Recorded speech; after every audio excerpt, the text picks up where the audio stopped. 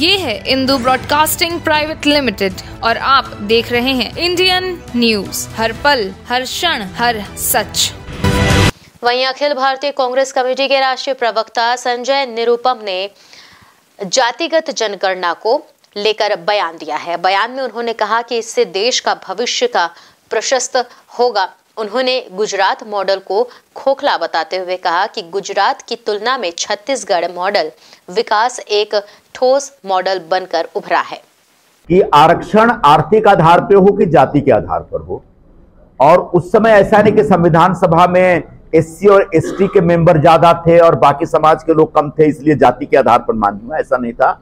Doctor Rajendra Prasad तो उसके प्रमुख ही थे, नेहरू जी थे, सरदार पटेल थे, सत्यानंद सिन्हा थे, फिर मौलाना आजाद थे, ऐसे तमाम लोग 200-250 लोगों के बीच यह तय हुआ कि जाति के आधार पर करना चाहिए। और एससी एसटी चूंकि सदियों से बहुत पीछे छूट गए, उनको आगे लाने के लिए व्यवस्था होनी चाहिए। तब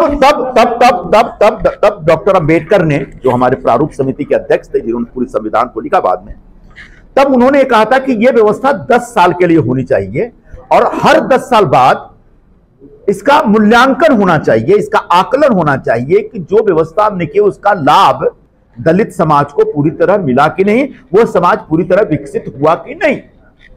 सच पूछिए तो आज फिर यही सवाल है कि क्या 70 वर्षों में सचमुच दलित समाज आरक्षण का लाभ उठा के पूरी तरह से मुख्य धारा में आ गया है?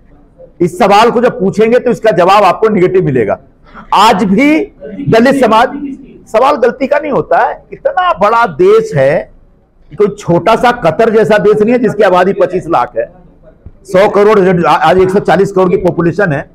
तो 140 करोड़ के पॉपुलेशन वाले देश में दलित समाज लगभग 15-20 करोड़ के आसपास है। उन सबको आगे लाने के लिए मुझे लगता है कि शायद 70 साल कम पड़े और शायद 70 साल की जरूरत पड़ सकती है। लेकिन यह व्यवस्था तब खत्म होनी चाहिए जब पूरे समाज को, जिनके लिए व्यवस्था बनाई गई है, वो पूरी तरह से बाकी समाज के बराबर खड़ा हो जाता है।